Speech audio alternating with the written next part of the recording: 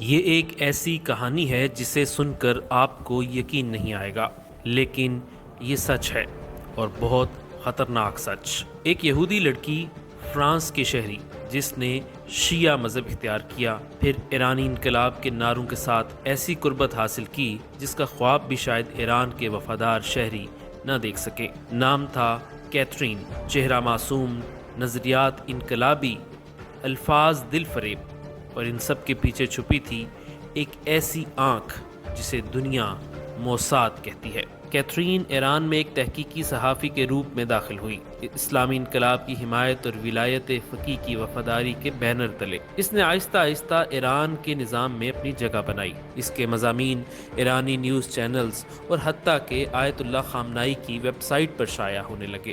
وہ اب کوئی عام غیر ملکی نہ رہی، بلکہ انقلاب ایران کی ایک نمائندہ بن چکی تھی۔ پھر شروع ہوا اصل کھیل۔ کیتھرین نے صرف کالم نہیں لکھے، بلکہ پاسداران انقلاب سے ملاقاتیں کیں۔ ایرانی عدلیہ کے سربراہ، جو بعد میں صدر بنے، ابراہیم رئیسی سے بھی جا ملی۔ اس نے حساس علاقوں کے دورے کیے، اور سب کچھ صحافت کے پردے میں۔ کیتھرین نے ایرانی حکام کی بیویوں سے قریبی تعلقات بنائے۔ نجی محفلوں، دعائیہ اجتماعات اور عورتوں کے حلقوں میں وہ ایسی مقبول ہوئیں جیسے برسوں کی مخلص بہن ہو۔ بیویوں نے اسے دل کی باتیں بتائیں، شوہر کہاں جاتے ہیں، کب واپس آتے ہیں، کس دن کہاں سیکیورٹی کم ہوتی ہے، حتیٰ کہ ان کے گھر کے اندرونی نقشے تک۔ اور وہ سب باتیں ریکارڈ ہوتی رہیں، خاموشی سے، ہوشیاری سے۔ اور پھر وہ سب معلومات جاتی ہیں اسرائیل۔ کچھ ہی مہینوں بعد ایرانی سائنسدانوں پر حملے شروع ہو گئے۔ فوجی افسران کی گاڑیاں نشانے پر آنے لگیں، اور ہر کلنگ بالکل درست، بالکل ٹارگیٹڈ۔ لیکن ایک لمحے کو رکیں،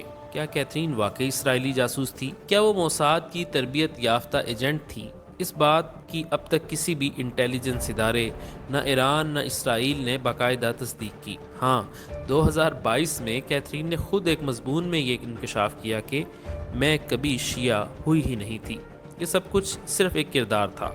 میں نے اسلامی تشخص اور ایرانی نظریات کو استعمال کیا تاکہ ایران کے اندرونی نظام اور سوچ تک رسائی حاصل کر سکوں۔ مگر اس کہانی کا سب سے تاریک باب وہ ہے جسے آج بھی ایران میں لوگ سہم کر یاد کرتے ہیں۔ العربیہ ٹی وی چینل نے اسرائیلی اخبار ٹائمز آف اسرائیل کی رپورٹ کے حوالے سے بتایا ہے کہ کیتھرین نے انکشاف کیا کہ اس نے جنسی تعلقات قائم کرنے کا لالچ دے کر 100 ایرانی ذمہ داران کو اپنے جال میں پھنسایا۔ کیتھرین نے واضح کیا کہ ایرانی مذہبی شخصیات معلومات کا اہم ترین ذریعہ ہیں، اور ان میں سے اکثریت ایران میں اہم حکومتی عہدوں پر فائز ہیں۔ کیتھرین کے مطابق اس نے مذہب کے بارے میں مزید جاننے کی خواہش ظاہر کر کے ایرانی حکومت میں شامل مذہبی شخصیات سے رابطوں کی راہ ہموار کی۔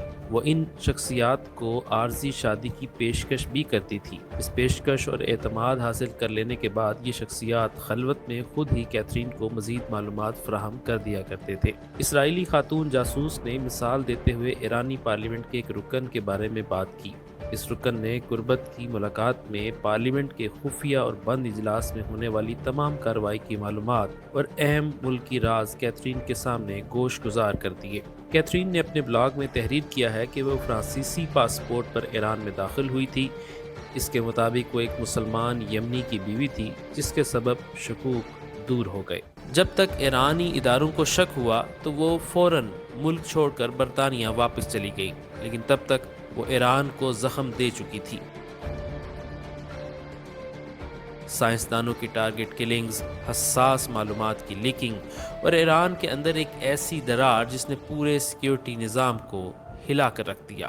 یہ کہانی صرف ایک خاتون کی نہیں، یہ اعتماد، نظریے، سیکیورٹی کی وہ خاموش جنگ ہے جو آج ہر ریاست کے اندر لڑی جا رہی ہے۔ کیتھرین کو اسرائیل کی خفیہ ایجنسی موساد کی باقاعدہ ایجنٹ قرار دینے کے ثبوت موجود نہیں، البتہ اس کے اقدامات، طریقہ واردات اور نتائج ایسے تھے جیسے کسی خفیہ مشن کا حصہ ہوں۔ مگر سوال یہ ہے کہ کیا کیتھرین صرف ایک تھی، یا ایسی کئی کیتھرینز اب بھی ایران میں موجود ہیں؟ وہ جو آج بھی قہوے کی محفلوں میں بیٹھتی ہیں، محرم کی مجلسوں میں شریک ہوتی ہیں، اور بیویوں، بیٹیوں اور بہنوں کے روپ میں پورے نظام کی جڑوں تک رسائی رکھتی ہیں۔ ایران کے سائنسدان مسلسل ٹارگٹ ہو رہے ہیں، پاسداران انقلاب کے افسر اچانک نشانہ بنتے ہیں، اور ایسا لگتا ہے جیسے دشمن کو نقشے سمیت سب کچھ معلوم ہے۔